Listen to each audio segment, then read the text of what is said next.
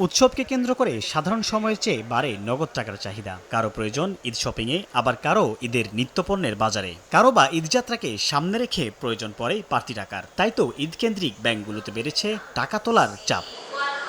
গ্রাহকদের অনেকেই জানালেন, এবার নিজস্ব অ্যাকাউন্টে ঈদ বোনাস সহ অগ্রিম বেতন আসায় খরচের জন্য বেশি বেশি টাকা তুলছেন। একটা লম্বা ছুটি, এই জন্য সবার একটা পরিকল্পনা থাকে এই সময় যাতে টাকা পয়সার ক্রাইসিস না হয়, এই জন্য একটু বাড়তি কিছু টাকা পয়সা উঠানো। আর সরকার আগে আগে টাকাটা দিয়ে দিছে, এখন আগে আগে টাকাটা উঠাচ্ছে। যার যেটা আছে যতটুকু প্রয়োজন আগে তুলে নিচ্ছে আর কি মোটামুটি।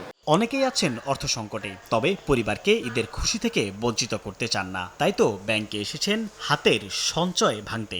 মৌলিক চাহিদা পূরণের জন্য যে অর্থের যে আমাদের প্রয়োজনীয়তা, সেটা পর্যাপ্ত নয়। আমার সীমিত কিছু টাকা ছিল আর কি, হয়তো 20-25 হাজার টাকা ছিল ব্যাংকের সেভিংস। নতুন টাকার জন্য যে জিনিসটা মানুষ যেভাবে ব্যাংকে চাপে, সেই চাপটা এবার নেই। এদিকে ঈদকে সামনে রেখে গ্রাহকদের দ্রুত সেবা দিতে টাকা জমা ও তোলার জন্য বাড়ানো হয়েছে কাউন্টার সংখ্যা। বাড়তি চাপ সামলানোর জন্য আমাদের পূর্ব প্রস্তুতির অংশ হিসাবে আমাদের কাউন্টার সংখ্যা বাড়ানো, কর্মকর্তা কর্মচারীর সংখ্যা মানে ফ্রন্ট ডেস্কে বেশি ডিপ্লয় করা, এগুলো তো আমাদের কার্যক্রমের অংশই, যাতে করে গ্রাহকরা দ্রুত তার সেবাটা নিয়ে চলে যেতে পারে। আগামী 27 মার্চ ব্যাংক খোলা থাকার পাশাপাশি বেতন ভাতা ও আমদানি রপ্তানির বাণিজ্যের সুবিধার্থে 28 ও 29 মার্চে বাণিজ্যিক ব্যাংকগুলোর সংশ্লিষ্ট শাখা খোলা থাকবে বলে জানিয়েছে বাংলাদেশ ব্যাংক।